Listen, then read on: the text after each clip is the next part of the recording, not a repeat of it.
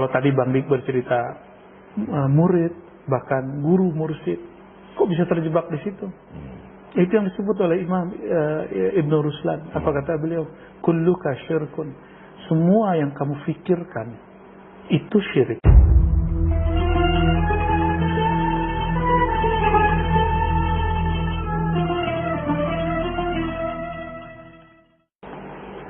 Benar. Aku nggak ngerti pertanyaannya. Jadi Buya, saya ingin bertanya Buya tentang A few moments later. Tadi saya Yang itu aja Bang, ingin viral. Ya, ini itu penyakit hati. Oke, kita ulang. Sekarang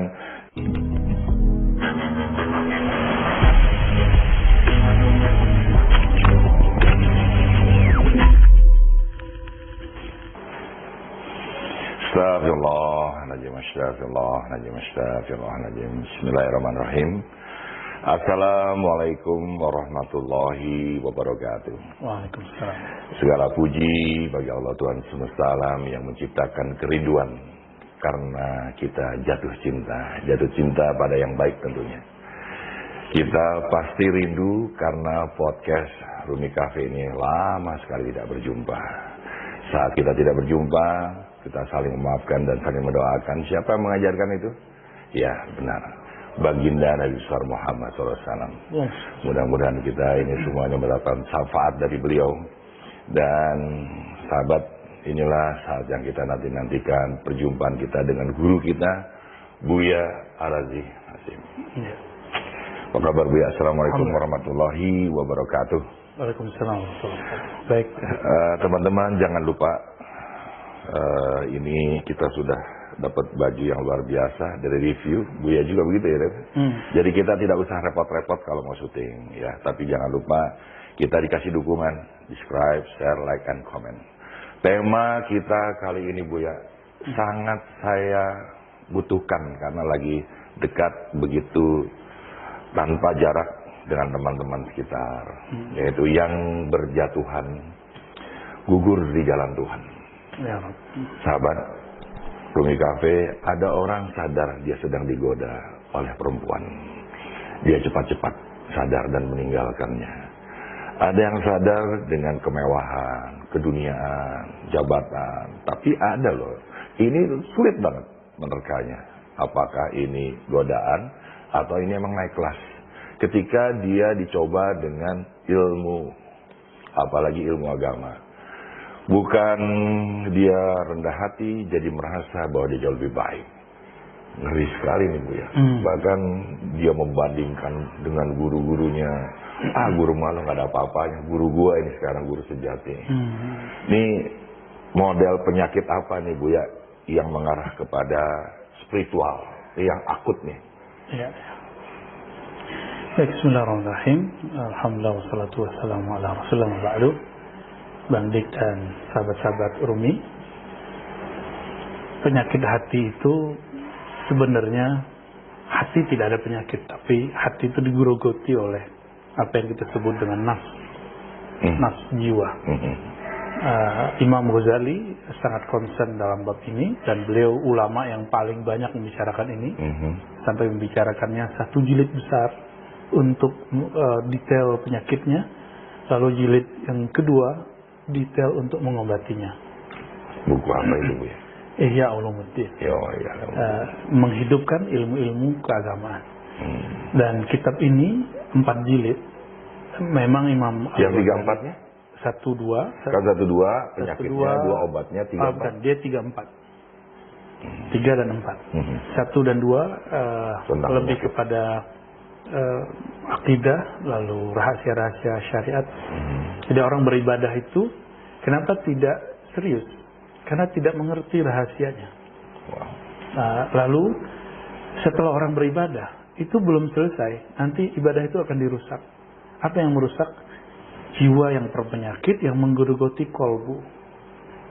Karena ini menggerogoti kolbu, baru disebut fi qulubihim maradun dalam Al-Quran. Dalam kolbu mereka ada penyakit.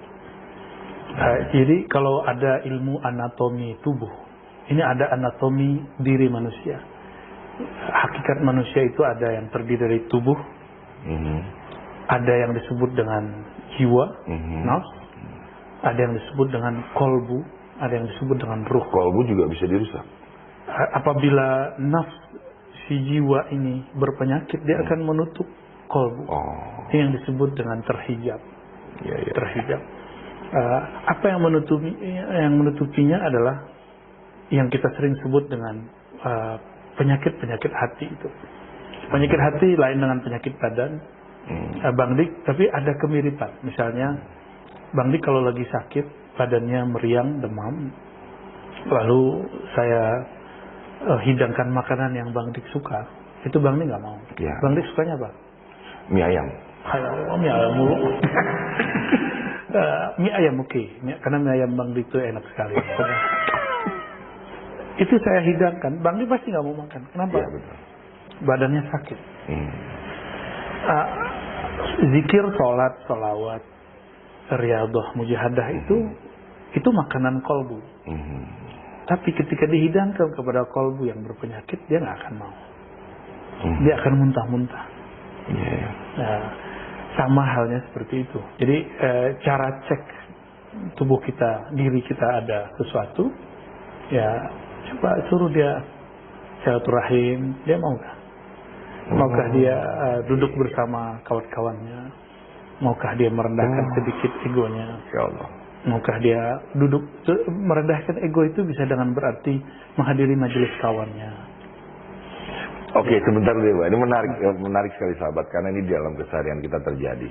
Tadi Buya mengatakan, coba cek apakah dia mau bersilaturahim kepada kita. Atau kita juga mau nggak? Mau nggak kita bersilaturahim kepada dia? Ternyata ada orang selalu menghitung dia, apa untungnya aku main sama dia. Ya. Gimana, Buya?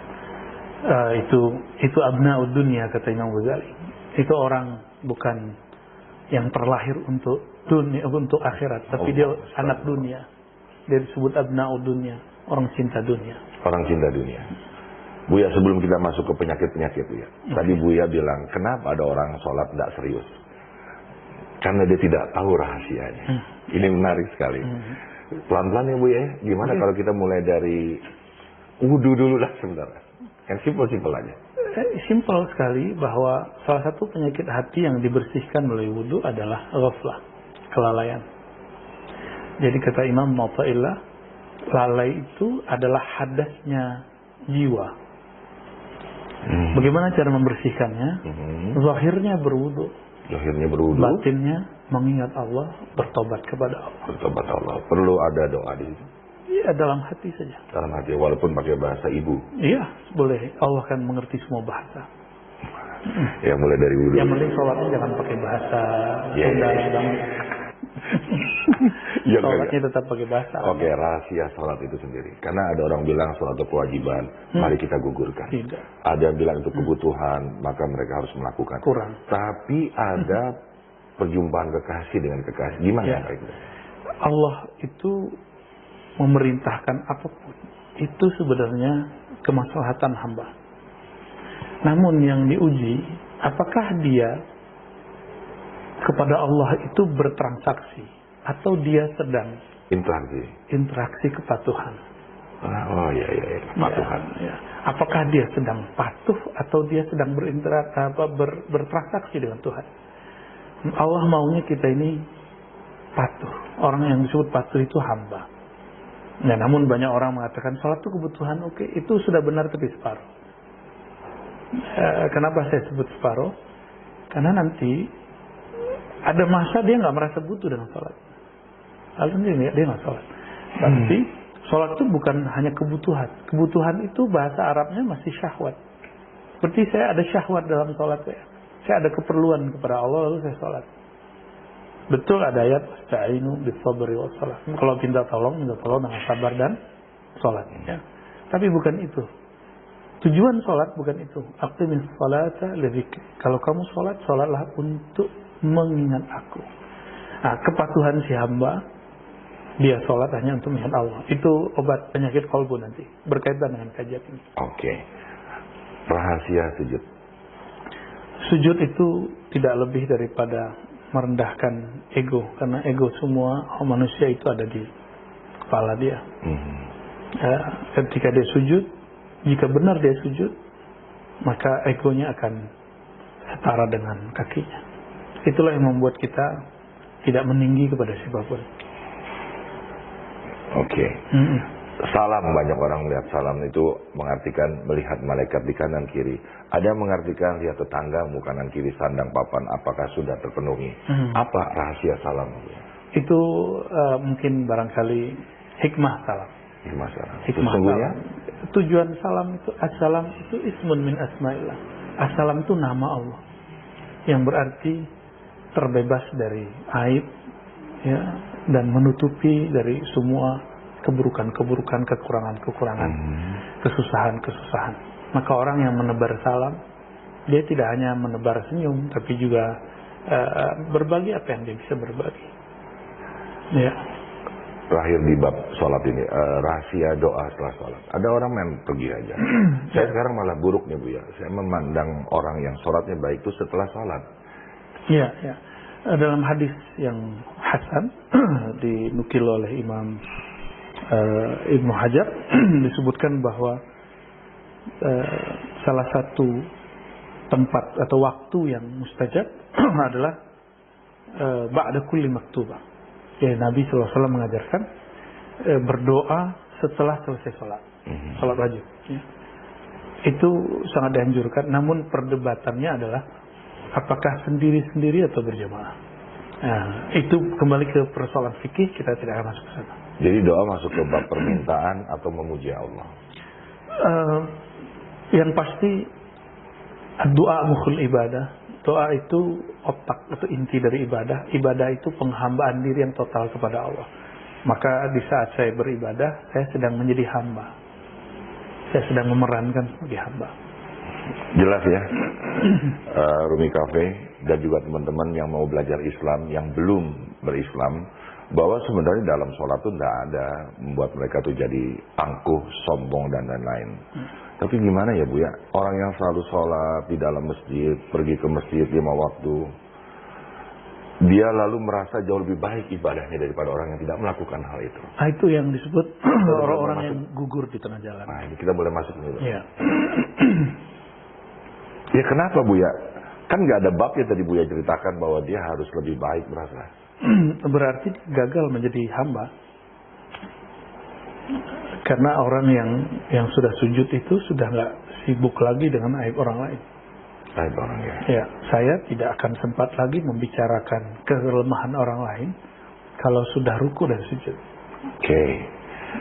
Ini ada pendapat Bu ya, kalau kita belajar agama, kita menjadi nol, kosong, atau menjadi orang yang paling tahu bahwa diri kita nggak tahu apa-apa. Oke. Ya. Tapi ada orang yang menjadi satu. Satu itu sebenarnya yang saya tahu adalah Allah gitu kan. Ya kalau nggak Allah di depan nggak berarti semua akan gimana Bu ya pengertian itu? Itu mungkin salah satu cara untuk menemukan ketawaduan ya. Bahwa kita ini nol, yang esa itu hanya Allah, yang hebat itu hanya Allah. Maka apabila seseorang menolkan dirinya, jika nolnya tambah banyak, maka nilai dia tambah besar.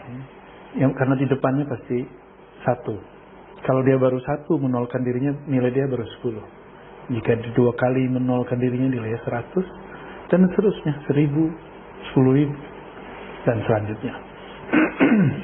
Dan itu tidak mungkin kecuali dengan cara mengobati penyakit-penyakit jiwa, penyakit-penyakit diri, penyakit-penyakit kolbu ya.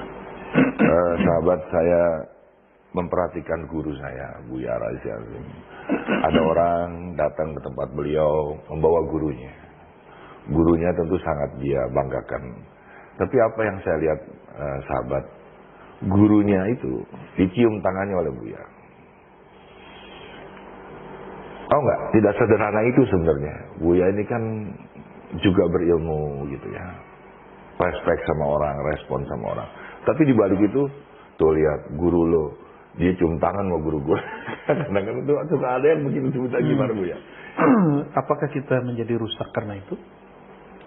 Apakah Bandik terganggu dengan kata-kata itu? Yang saya kasihan adalah orang ini, kenapa kamu sesederhana itu belajar agama? Iya, ya, misalnya ketika ada saya menghormati orang lain, terus ada komentar, tuh lihat gurumu hormat ke guruku. Apakah Bandik akan terganggu dengan kata-kata itu? Kalau saya sih makin tajam sama Buya, makin hormat. Wah, luar biasa. Tapi ya biar para pemirsa dari Rumi Cafe ini bisa melihat apa sebenarnya dari butiran hikmah itu, Buya. Imam Sya'rani, imam yang paling bagus menurut saya menceritakan tentang tawadhu baginda Rasulullah SAW. Baginda Rasulullah SAW itu, kata beliau, aksarun nas tawadu'an, asyaddun nas tawadu'an. Sosok yang paling merendah. Paling merendah? Paling merendah, paling membuang ego. Maka kata beliau, jika engkau melihat kisah-kisah beliau, perihal beliau, itu tidak ada orang lebih tawadu dari Nabi Muhammad SAW. Sehingga semua orang mengira bahwa dirinya penting bersama Nabi Muhammad SAW. Sehingga ada seorang sahabat yang baru masuk Islam mengatakan, wahai Rasulullah, apakah aku sahabat yang paling kau suka? Jadi ada sahabat yang merasa dirinya penting. Ya, penting terus. Karena orang ini bertanya, Nabi orangnya jujur. Maaf, bukan. Yang paling aku suka adalah Abu Bakar, Umar, Utsman, Ali. Ya, kira-kira seperti itu. Ya. Jadi jangan dipancing. Nabi itu orang yang paling tawadu, tapi kalau paling cinta, itulah cerita. Ya. Lalu ada satu hal, orang yang paling banyak memikul ilmu-ilmu kerohanian, syaratnya satu, Bang Rik, dia mesti paling merendah, supaya wadahnya menjadi dalam. Dan Rasulullah itu sesuai dengan kaidah yang disebutkan Imam Sya'rani tadi, sosok yang paling merendah, sehingga tidak sempat lagi memandang dirinya kecuali sebagai hamba. Maka Allah pilihlah Muhammad bin Abdullah itu sebagai utusannya, tubuh Muhammad bin Abdullah, wadah itu sebagai sosok yang dapat menampung nafas-nafasnya Allah Subhanahu wa Ta'ala. Menarik ya, sahabat ya. Tapi sebelum kita masuk ke jenis-jenis penyakit kronis di dalam spiritual, Bu ya, saya sering banget melihat IG ini, mohon izin teman-teman juga begitu ya. Ini biar kita tidak salah arah di dalam keseharian. Kalau kita punya istri, ciumlah keningnya, pipinya, ubun-ubunnya. Nah, yang saya mau tanya ini tangannya, Bu ya. Saya dulu pernah mendapat pengertian, jangan suka cium tangan anak kecil, ntar dia gak sopan gitu kan. Maaf Bu ya, saya maaf. Nah, bagian tangan ini gimana Bu ya untuk mencium? Ya. Rasulullah SAW justru ketika bertemu anak-anak kecil, beliau mencium tangan mereka. Mencium tangan mereka. Ya. Karena dianggapnya suci. Suci, belum banyak dosa. Ya. Ini kembali ke Imam Sya'rani lagi, karena Imam Sya'rani ini boleh disebut Ghazali di zamannya. Imam Ghazali sudah jauh meninggal. Muncullah Imam Sya'rani, beliau paling praktis mempraktekkan apapun yang diajarkan oleh Imam Al-Ghazali. Kata beliau, saya, kata beliau, juga mengambil berkah dari mencium tangan murid. Atau tangan anak kecil. Ya. Barangkali ketika ada orang-orang mencium tangannya, kadang-kadang beliau mencium tangan mereka. Atau jika beliau tidak mencium tapi dengan memegang tangan murid, dia mengambil berkah. Ya. Jadi Imam Sya'rani ketemu anak kecil, beliau cium tangan. Cium tangan, masih karena logik. Mereka bersih. Lalu murid-murid itu mereka punya semangat yang tinggi. Ya. Ini yang kemudian diambil keberkahan. Spiritnya. Kan biasanya murid cium tangan guru. Murid ingin ngambil berkah dari guru. Tapi Imam Sya'rani ingin ngambil berkah dari muridnya. Kalau orang tidak tawadu nggak mungkin mikir begitu. Iya, iya. Kalau Bang Rik mungkin begini. Oke. Saya setuju banget. Ya, apalagi sudah dapat penjelasan begini. Coba waktu pandemi, guru-guru nggak datang murid-muridnya. Apakah ada kemuliaan bagi guru-guru? Nggak ada kan? Anda mulia karena datanglah seorang murid-murid ya untuk belajar. Jadi saya dapat ilmunya di situ. Tapi Buya nih tadi kan yang kita tanya ini tentang istri. Oke, tentang istri. Jangankan, ada dicontohkan. Jangankan istri, Rasulullah SAW ketika anaknya datang, Sayyidatuna Fatimah, Maka Nabi SAW menyambutnya dengan berdiri. Lalu beliau mempersilakan duduk ke tempat duduk beliau. Lalu Nabi SAW mencium keningnya. Istri?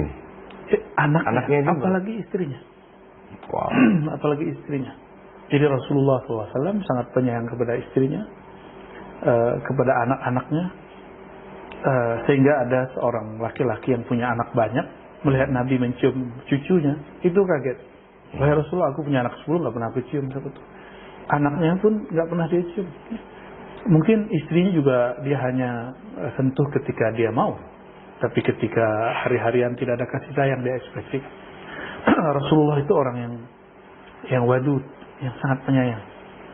Ya, beliau itu bukan perempuan, tapi ada sisi kelembutan hati yang melebihi seorang ibu. Nah, melebihi seorang ibu. Itulah dahsyatnya Rasulullah SAW. Pasti yang perempuan nih jamaahnya nih memikirkan, wah asik banget ya punya guru atau suami seperti gue. Menjadi contoh nih ya, saya juga malu. Saya makanya bertanya ya. Saya duduk di sini juga bukan karena cerdas, tapi karena ingin belajar ya. Bu ya, kita masuk ke jenis-jenis penyakit kronis di dalam spiritual nih Bu ya. Iya.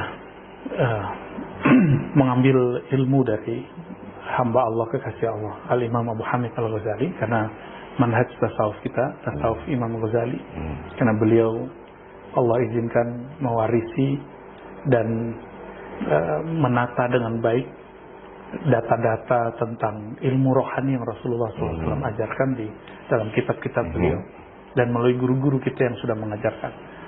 Jadi Imam Ghazali memulai dengan apa yang disebut ajaibul qalb, keajaiban qalb, keunikan qalbu. Bahwa qalbu yang dimaksud itu bukan jantung, tapi berkait dengan jantung.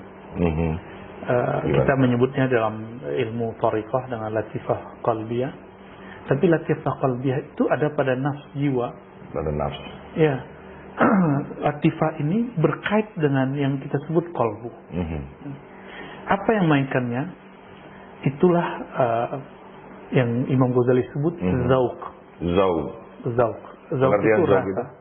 Apa? Rasa. Bang Dik dipandang oleh orang yang dikasihi bagaimana? Senang ya, bahagia. Ya. Lalu memanggil nama orang yang kita cintai bagaimana? Ya, dengan yang sepantasnya.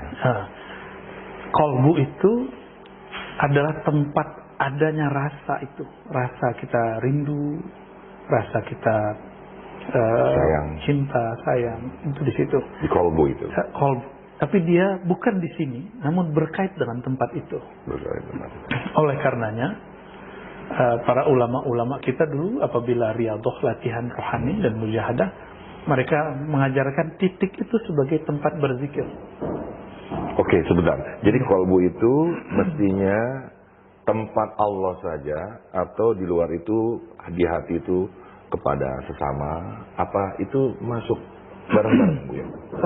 Kalau ayat Quran menyebutkan ala bizikrillah tatma'innul qulub, hanya dengan Allah, hanya dengan menyebut Allah, hati menjadi tenang. Artinya qalbu ini nggak akan bisa lagi apa-apa kecuali dia harus berpulang kepada Allah. Dia harus berpulang kepada Allah Subhanahu wa taala. Jadi jangan kemudian berpikir masih ada yang lain. Ya. Gitu.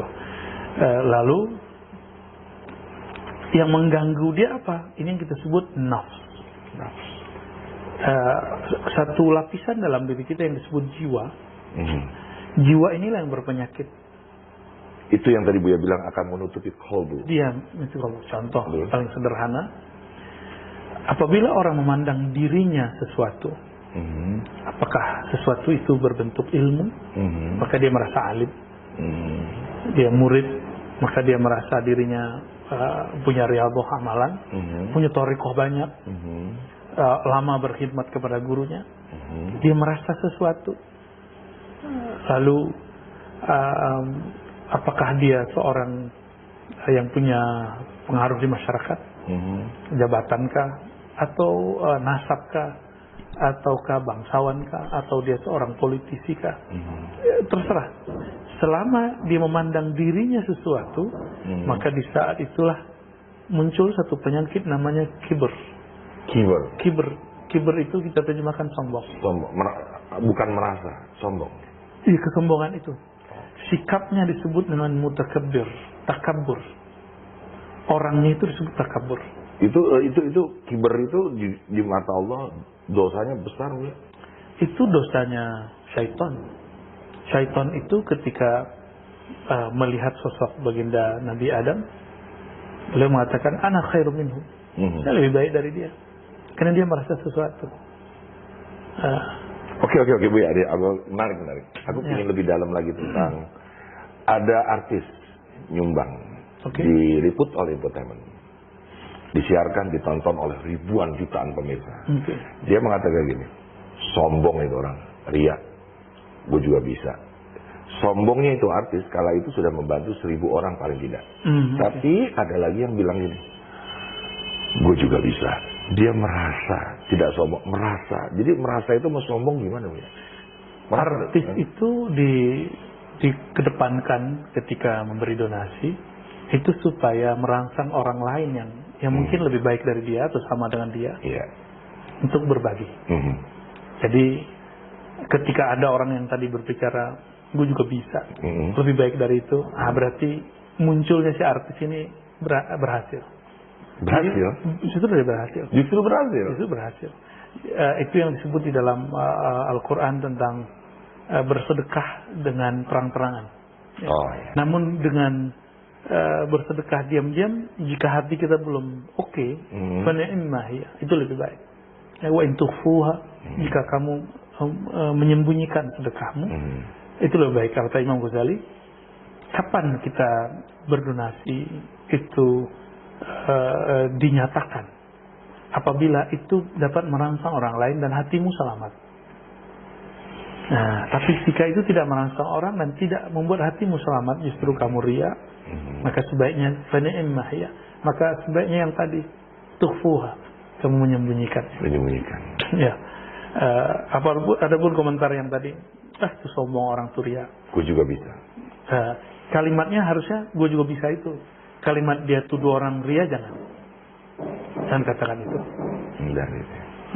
Jadi kalau ria lebih tepatnya definisi apa? Soalnya Buya suka punya definisi sendiri. Ria itu ru'yatul amal. Kamu melihat dirimu beramal, begitu kata Imam Ghazali. Jadi lebih ke diri ya? Iya. Kamu melihat dirimu beramal, ini baru satu jenis, Bang Dik. Ada yang kedua, beramal ingin dipuji atau takut dicaci, takut direndahkan. Allah. Oke. Pemirsa Rumi Cafe, jangan sampai kita terkena penyakit sombong. Ternyata itu ada kiasan sombong itu selendangnya Allah. Allah saja tidak pernah pakai selendang, kok kamu pakai. Dan Allah tuh nggak suka dengan orang itu. Ada lagi Buya di atas sombong gitu. Yang pasti sombong dulu, bahwa sombong itu salah satu sifat iblis ya. Iblis. Firaun juga ya, Bu ya? Ya, Firaun itu kan salah satu manifestnya iblis. Termasuk Dajjal ya. Itu manifestnya iblis. Karakter mereka adalah merasa dirinya sesuatu. Itu pantangan Nabi Muhammad SAW. Maka jika ingin disebut al-ummah al-Muhammadiyah, umat Nabi Muhammad, maka jangan sekali-kali memunculkan kedirian itu. Dan ini dalam skala besar ada bentuknya, mungkin keluarga, nasab ya, termasuk thariqah, majelis, ras dan segala macam. Jadi Nabi tidak memperkenankan orang untuk merasa dirinya lebih hebat dari yang lain, lebih mulia dari yang lain, karena itu sifat-sifat iblis. Ya. Di atas itu, yang orang kalau sudah marah, sudah sombong, maka jika ada orang yang dia lihat hampir sama dengan dia, maka dia akan iri. Maka Nabi SAW dalam hadis yang sahih menyebutkan, la tahasadu, jangan kalian saling hasad, karena itu sifat syaitan. Itu penyakitnya syaitan. Syaitan itu hasad kepada Sayyidina Adam. Melihat Sayyidina Adam, semua malaikat sujud kepadanya, maka dia yang tadinya statusnya sama satu level dengan malaikat, dia nggak mau sujud. Karena hasad. Ya. Jadi ini yang membuat orang tidak bisa tawadhu. Karena dia iri kepada orang lain. Tadi sombong nih udah mulai nih ngomong iri, dengki, marah, melahirkan amarah, berujung dendam. Ini penyakit di level apa lagi? Ya itu tahapan-tahapannya. Imam Sidi Ahmad Ar-Rifai dalam kitab Halu Ahli Tahqiq Ma'allah, apa kata beliau? Ada hadis ya. La tahasadu, jangan hasad. Ini sifat syaitan. Berarti Nabi melarang jadi syaitan. Karena syayatinul insi, syaitannya manusia ini lebih bahaya daripada syaitannya jin. Karena syaitan manusia, jika dia punya sosial media, dia bisa mempengaruhi orang lain. Wah, itu yang berbahaya. Lalu wala tabaghadu, jangan kamu saling marah. Marah itu bukan penyakit syaitan ya, tapi penyakit nafsiyah. Jiwa. Ini yang dimanfaatkan oleh syaitan. Padahal marah itu adalah tentaranya kita. Jadi kita ini punya perangkat untuk berjuang. Itu namanya emosi. Emosi ini bisa menjadi positif apabila kita diejek orang, tapi kita tidak mau patah hati, malah terus. Maka kemarahannya menjadi kemarahan yang mahmud, kemarahan yang terpuji. Ada kemarahan yang mazmum, kemarahan yang tercela. Nah, kita pilih marah yang mana? Kalau kemarahan yang tercela, itu nafsiyah. Nafsiyahnya masih disebut nafs amarah, jiwa yang menyuruh kepada keburukan. Sedangkan jika dia marahnya positif, itulah marahnya para nabi. Mereka marah positif, kecuali nabi-nabi tertentu yang kemudian tugasnya berakhir karena dia marah. Disebut nafs mutmainnah, jiwa yang tenang. Jiwa yang tenang. Jadi marah itu perlu, Bang. Kita perlu ada harga diri. Karena marah itu alamiah ya. Iya. Itu alamiahnya jiwa, bukan alamiahnya syaitan. Oh. Ya. Alamiahnya jiwa. Jadi kita juga sebagai sahabat, pasangan, harap maklum. Betul, bahwa kita ada sifat tersinggung. Tapi jadikan sifat tersinggung itu menjadi positif. Tersinggung itu muncul dari sifat sensitif. Kolbu dengan jiwa itu sangat rapat sekali. Pembatas hijabnya tipis sekali. Jika orang mampu mengelolanya dengan baik, dia akan menjadi orang yang peka. Bukan menjadi orang yang kemudian tersinggung karena dirinya, tapi jadi peka ya. Merasakan yang dirasakan orang lain. Wah, jadi ingat itu ya. Pepatah yang mengatakan siapa orang yang miskin hidup di dunia itu, dia adalah orang yang melihat dengan kasat mata, tapi tidak bisa merasakan penderitaan orang lain. Itu Bang Dik. Penderitaan itu tidak hanya urusan duit, Bang Dik. Ketika Bang Dik misalnya diomongin tidak baik oleh orang lain, lalu saya melihat dan saya menaruh diri di posisi Bang Dik, nggak enak loh, nggak nyaman loh, kita dibicarain orang. Nah, kondisi ini yang disebut dengan tadi hati yang lembut, riqqatul qalb. Lawannya qaswatul qalb, kalbu yang keras. Itu masuk dengan respect gitu, Bang. Ya. Nah, jadi satu penyakit kalbu karena orang iri dan dengki itu adalah keras hati. Nah, keras hati ini itu bisa diobati dengan cara berzikir atau bersilaturahim, lalu melihat seandainya saya mengalami yang dialami orang itu bagaimana. Ya, misalnya ada orang Bang Dik mengalami suatu peristiwa yang tidak enak, lalu dibicarakan banyak orang, lalu kita taruh posisi kita di situ, nyaman nggak? Maka jangan pernah bicarakan keburukan orang lain. Di situ cara mengelola kalbunya. Itu yang kemarin kita belajar ya. Ya. Istirahatkan jiwamu. Betul. Jangan masuk ke ranah kehidupan orang lain. Buya, ini kita ngaku aja lah. Kita dulu pernah muda, Buya. Buya mungkin apalagi jago silat. Ya. Silat lidah. Buya mungkin gampang marah, temperamen, cepat respon. Ada orang mengatakan kalau masih sifat sih bisa kita rubah, tapi kalau sudah watak nih. Nah, jangan-jangan ilmu yang tadi Buya barusan tuh zikir, ibadah itu bisa merubah, memecah watak atau Emang Bang Dik lahir sudah pemarah? belum? Lahirnya udah bisa silat belum? Belum. Udah bisa ngomong langsung? Itu semua dibentuk oleh kondisi. Maka untuk mengeluarkan seseorang dari kondisi itu perlu namanya mujahadah, usaha keras. Jadi nggak ada orang terlahir dengan karakter tertentu, itu dibentuk oleh kondisi. Oh, jadi nggak nyalain takdir dia sebagai sosok yang pemarah gitu, enggak ya? Enggak. Ya